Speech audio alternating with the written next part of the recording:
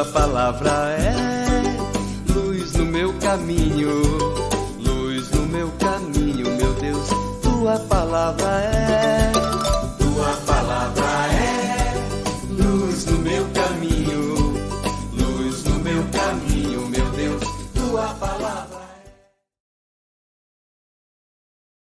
O terceiro passo da leitura orante, ou o terceiro degrau, como dizia Guigo, é a oração. Também a oração é orientada por uma pergunta geral. O que o texto me faz dizer a Deus? E então, ele é o passo sucessivo. Primeira leitura, o que o texto quer dizer. O segundo é a meditação, o que o texto diz para mim. Quer dizer, o que Deus me diz, como ele me interpela. Qual é a palavra de Deus que se atualiza hoje na nossa vida? E o terceiro passo, então, a oração é a resposta. O Frei Carlos Mestres dizia que a oração, na verdade, está contida já na meditação. E a meditação é semente da oração, já está lá.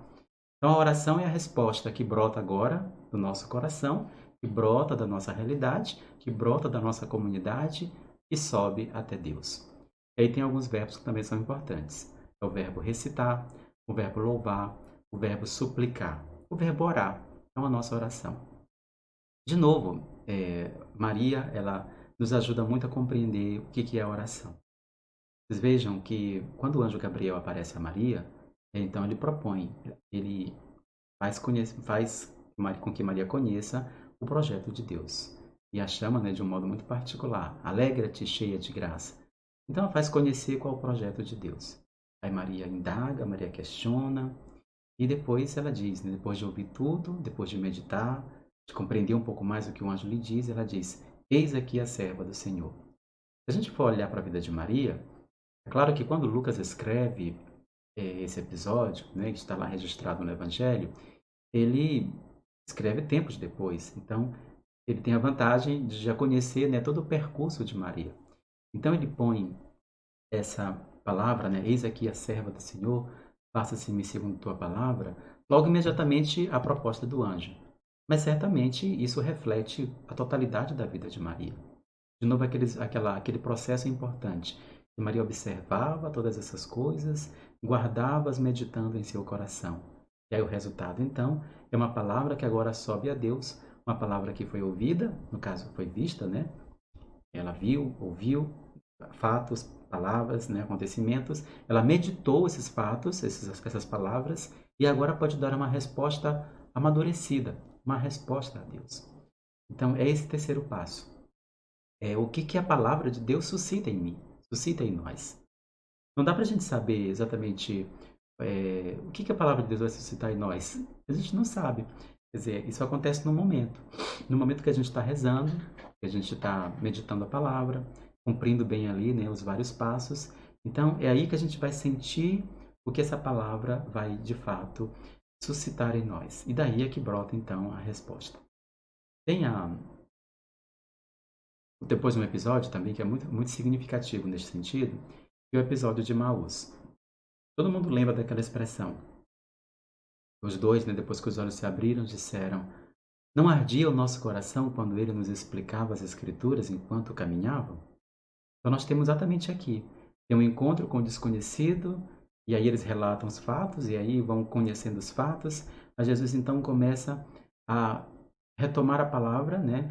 Palavra que vai penetrando no coração. Eles vão conhecendo e, de fato, todo aquele processo a gente entende como o processo do não conhecimento ao reconhecimento, da tristeza à alegria.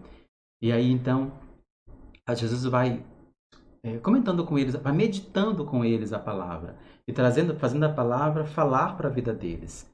Então, aquilo que a gente dizia, né, ainda há pouco, que a gente vai com a nossa realidade, a gente vai com a realidade da gente, meditar com o texto. Então, o texto vai falar para nós e nossa realidade. E aí, de fato, a meditação da palavra, ela vai aos poucos transformando a vida daqueles dois. Claro que o ponto de chegada de todo esse processo é um gesto. E eu vou já falar sobre isso, né? Gesto e palavra, muito importantes na Sagrada Escritura. É um gesto de Jesus, um fato, um acontecimento, então os olhos se abrem e aí então eles podem amadurecidos e vão lembrar, aquilo que a gente já sentia, agora eles podem ver de uma maneira diferente. E aí então, qual é a resposta deles? É uma ação. Eles se levantam, cheios de alegria, e voltam correndo para Jerusalém. Quer dizer, foi essa a resposta que a escuta, quer dizer, o prescrutar a palavra com a ajuda de Jesus, depois que fez atualizar essa palavra na vida deles, então, como consequência, tem uma resposta. E a resposta é uma ação. Se levantam imediatamente e vão correndo para Jerusalém, voltar para a comunidade à qual eles pertencem. Esse é fundamental. De novo, também a nossa oração não é só minha oração. Quando essa palavra interpela, né, nos provoca, quando Deus dialoga conosco, quando Ele quer atualizar a sua palavra na nossa vida, a nossa resposta, a nossa oração, não é minha oração apenas. É minha oração sim, mas quem sou eu? Eu sou alguém que estou inserido numa realidade. Numa rua, tenho vizinhos, com as minhas alegrias e desavenças, às vezes, né, com a vizinhança, pode acontecer. Sou eu que pertenço a um grupo, que pertenço à comunidade. Então, também essa é a nossa oração. Isso é um critério para que a nossa oração não seja ingênua. A nossa oração, ela une, sim, nossa vida e une, claro, a nossa fé. Fé e vida unidos, não podem ser dissociadas. Quando a gente fica só na fé, sem levar em consideração a vida, a nossa oração é desenraizada. Deixa eu dizer, nossa oração, nesse sentido, ela não produz fruto para a nossa vida. Porque uma fé da cabeça para cima apenas. Sim, não envolve o coração, não envolve os pés. Veja Emaús, é cabeça, é coração, é pés, é o corpo inteiro, não é participa. Agora, também a nossa oração não pode ser só vida, porque ela seria então materialista, ela seria então privada dessa dimensão que faz a vida transcender, que é própria de Deus. Então, esses dois elementos, fé e vida, presentes na oração. Em geral, se diz assim que Jesus foi o grande cantor dos salmos, Santo Agostinho dizia isso. E Jesus, a oração do judeu mesmo é muito marcada pelos salmos, como também a nossa liturgia, né?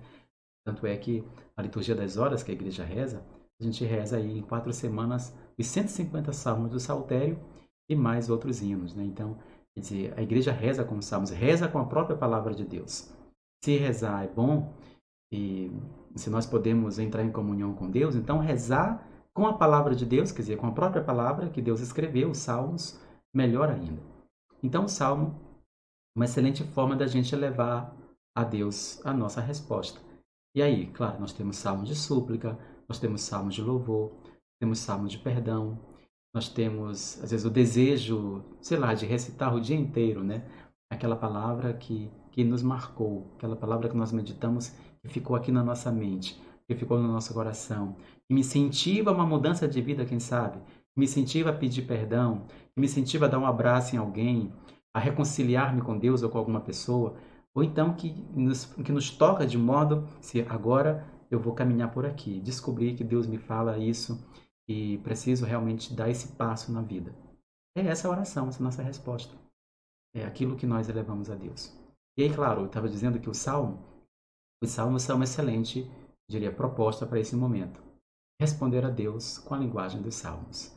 É responder a Deus com a própria linguagem de Deus, até que a gente vá aprendendo a conversar com Deus, como sugerem os salmos. Meditar dia e noite a palavra de Deus. Recitar dia e noite a palavra de Deus, através dos salmos.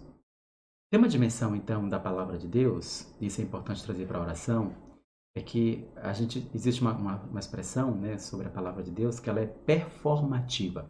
A linguagem, a palavra de Deus, ela é performativa. O que quer dizer isso? Que a palavra de Deus, ela diz e faz. Ela faz aquilo que diz.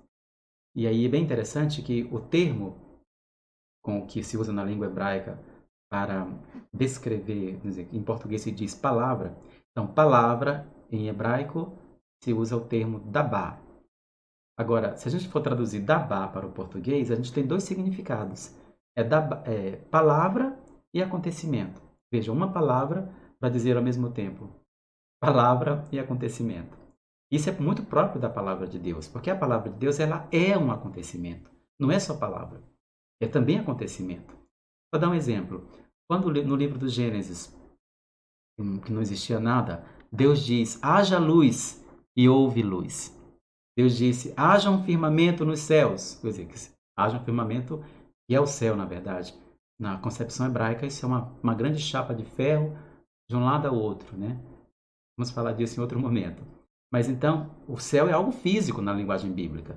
Então, haja o céu e aparece o céu.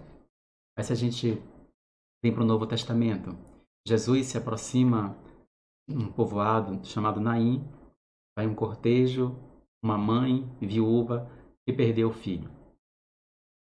E aí então Jesus se aproxima dela, toca nela e diz, não chores. É claro que nós também dizemos isso, não chores. Mas o choro permanece, porque a gente, com toda boa vontade, porque a gente quer estar ali próximo, né? Quer solidarizar-se com aquela pessoa. A nossa compaixão, é claro. Mas a palavra de Jesus, ela é eficaz. Ele diz, não chores, e aquela mulher deixa de chorar, porque ele realiza aquilo que diz.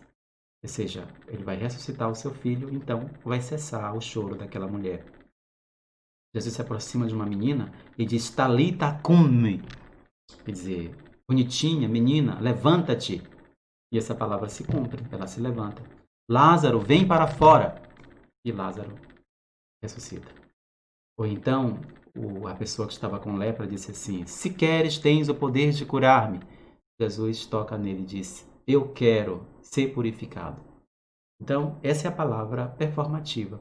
A palavra que diz e faz é característica da palavra de Deus. Então, na oração vocês levar em conta, né, que aquilo que Deus me diz, aquilo que Ele propõe para a minha vida, Ele quer, claro, que se realize. E aí, então, na nossa oração, brota esse desejo de que se realize em nossa vida aquilo que Deus está dizendo. De algum modo está esse compromisso, né? Isso que nós elevamos a Deus. Como Maria que diz, esta é a sua oração. Eis aqui a serva do Senhor, faça-se em mim segundo a tua palavra. E aí, então, Jesus é gerado no seio de Maria. Então, irmãos e irmãs, esta é a oração. Aquilo que a palavra, aquilo que a presença de Deus nesta palavra, ao atualizar esta palavra, o que essa palavra me leva a dizer a Deus. No próximo tópico, a gente vai conversar sobre a contemplação, o último passo da leitura orante da palavra de Deus.